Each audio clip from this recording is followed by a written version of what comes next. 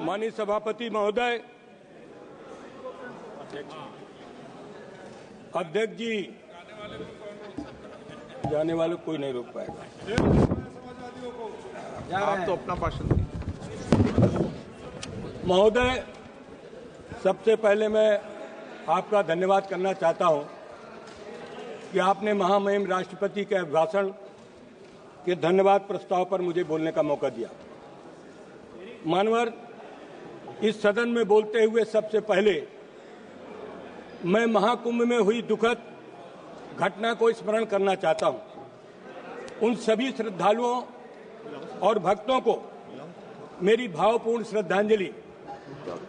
मानवर, जिन्होंने अपने जीवन की आस्था और भक्ति के साथ पवित्र स्नान करने का संकल्प लिया था, लेकिन दुर्भाग्यवश प्रशासनिक कुप्रबंधन और लापरवाही के चलते वो काल के गाल में समा गए। मानवर, ये कोई प्राकृतिक आपदा नहीं थी, बल्कि सरकार की नाकामी का ये एक जीता जागता उदाहरण था।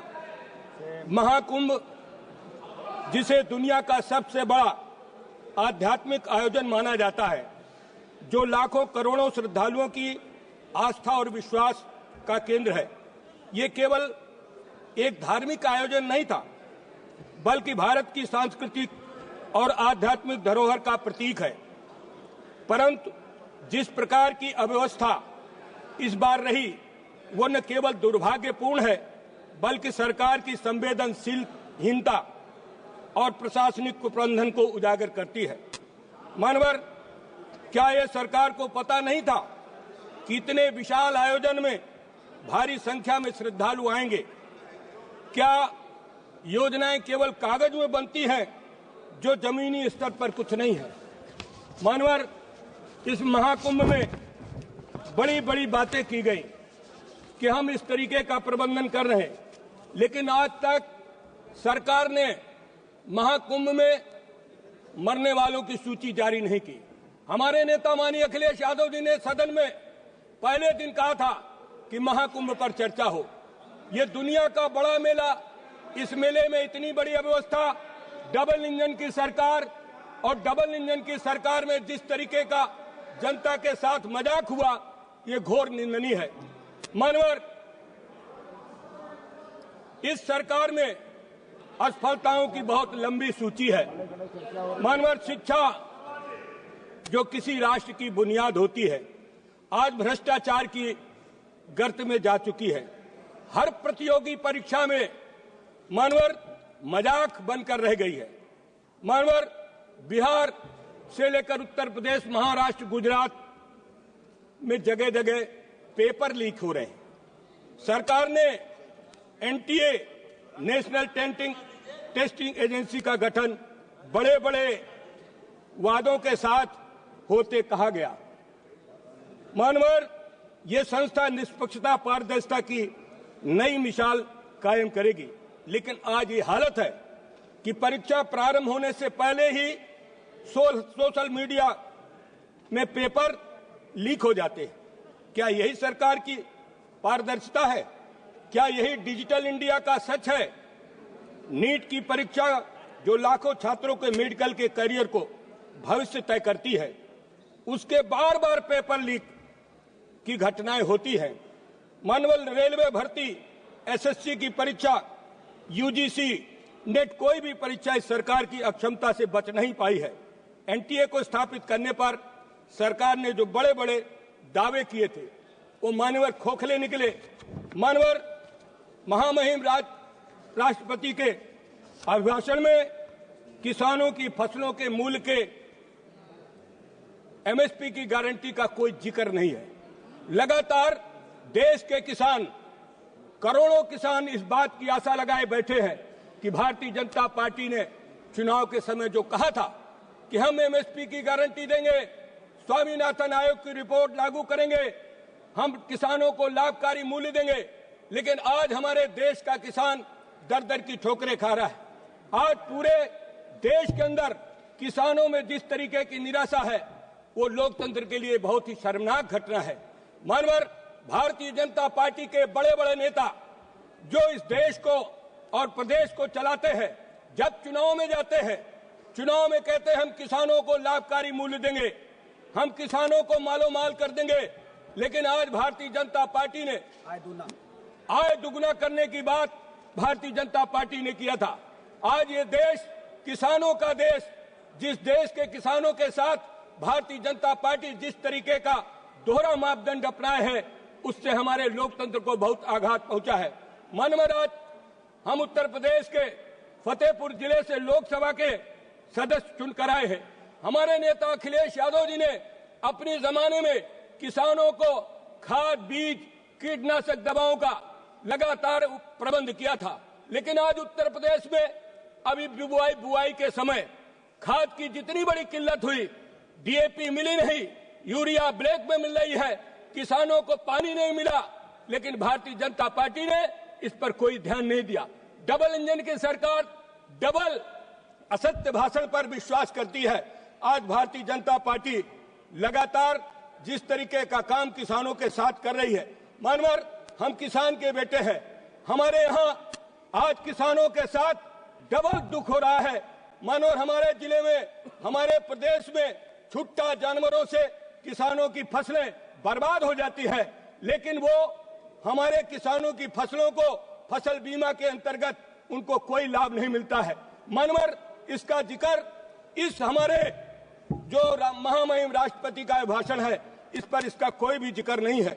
मानवर किसान बीमा की दुर्घटना की शुरुआत समाजवादी पार्टी के समय में हमारी पार्टी के संस्थापक स्वर्गीय मुलायम सिंह यादव जी ने किया था।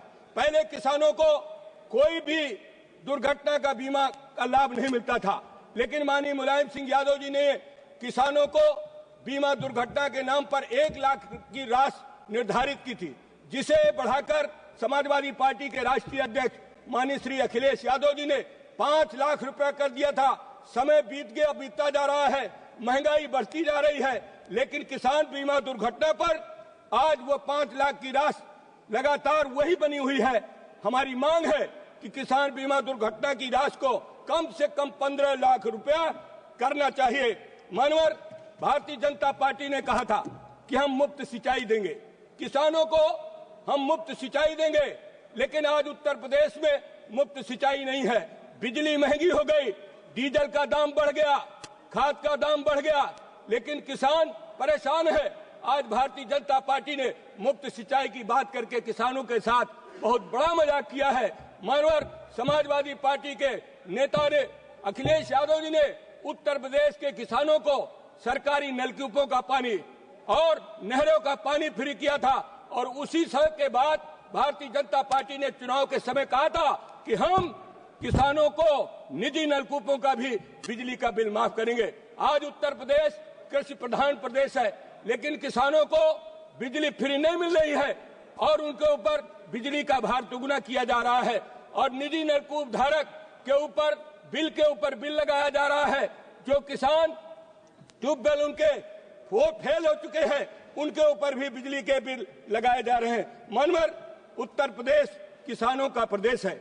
आज अभी फसल आई, धान की फसल, जिसका जिक्र इस अभिभाषण में नहीं है। मानवर धान की फसल में धान के किसान परेशान हैं, उनका धान लागत मूल्य से भी कम में लिया जा रहा है और किसान आत्महत्या करने पर मजबूर है। मानवर आज प्रदेश के अंदर जिस तरीके से किसानों में निराशा है, इसका जिक्र इस महामहिम के अभिभाषण पर नहीं है। मानवर आज हमारे मनरेगा के मजदूर सबसे ज्यादा परेशान है। मनरेगा की मजदूरी उनको समय से मिलती नहीं है और न उनकी आज तक मजदूरी बढ़ाई गई है। मानवर आज महंगाई लगातार बढ़ती जा रही। महंगाई के रोकने के बारे में भारतीय जनता पार्टी की सरकार का कोई ध्यान नहीं है। आज हर चीज महंगी है, उपभोक्ता और उत्पादक के बीच में असंतुलन है। लगातार उपभोक्ता और उत्पादक के बीच में असंतुलन की वजह से जो किसान है, जो कमाता है, और वो आदमी सबसे ज्यादा परेशान है, और जिस आदमी को उनकी फसल खरीदनी पड़ती है वो भी परेशान है। उपभोक्ता और उत्पादक के बीच में असंतुलन की वजह से आज चारों तरफ हाहाकार मचा हुआ है। हम लोग दिल्ली में देखते हैं। मानवर, आज किसान अपनी फसल का लागत मूल्य नहीं पा रहा, लेकिन आज खाने वाले को वही महंगा मिलता है। यही भारतीय जनता पार्टी का दोहरा चरित्र है। मैं मानवर आपके माध्यम से सरकार से कहना चाहता हूं कि हमारे देश में रुपए की वैल्यू, हमारे देश में मुद्रा की वैल्यू लगातार घटती जा रही है। हमारा रुपया बहुत ही कमजोर है। इसकी मजबूती के लिए भी इस महामहिम के भाषण में इसका कोई भी जिक्र नहीं है। और लगातार हमारे देश में विदेशी कर्ज मानवर बढ़ रहा है, विदेशी कर्ज बढ़ रहा है। विदेशी कर्ज कैसे कम हो, इसका भी इस महामहिम के भाषण में इसका भी कोई जिक्र नहीं है। किसानों को आज दर दर की ठोकरें खाना न पड़े, इसलिए मानवर मैं कहना चाहता हूँ, आज हमारे किसान जो पिछड़े हैं, दलित हैं, अल्पसंख्यक हैं, आदिवासी हैं, उनका रिजर्वेशन भी मानवर आज भारतीय जनता पार्टी ने पूरा का पूरा चौपट कर दिया है। जो किसानों के बच्चे हैं वो पिछड़े वर्ग से, दलित समाज से, अल्पसंख्यक समाज से आते हैं, लेकिन भारतीय जनता पार्टी ने संविधान में प्रदत्त जो आरक्षण है उसको भी आरक्षण खत्म करने का पार्टी लगातार महिलाओं के साथ भी अन्याय करती जा रही है। और मानवर नारी शक्ति बंधन अधिनियम लागू करने की बात कहा। Madam please, Bharatiya Janata party के नेताओं के भाषण सुने कि हमने प्लीज, थैंक यू। लोकसभा और राज्यसभा में उनको 33% आरक्षण दिया था, लेकिन मानवर ये कब लागू होगा नारी शक्ति बंधन अधिनियम? Thank you. इसकी भी मैं मांग करता हूँ। मानवर राज्यपाल महामहिम डॉक्टर दास्तीगार, भाषण में मुझे डॉक्टर दास्तीगार मौका दिया, मैं आपका बहुत बहुत धन्यवाद करता हूँ।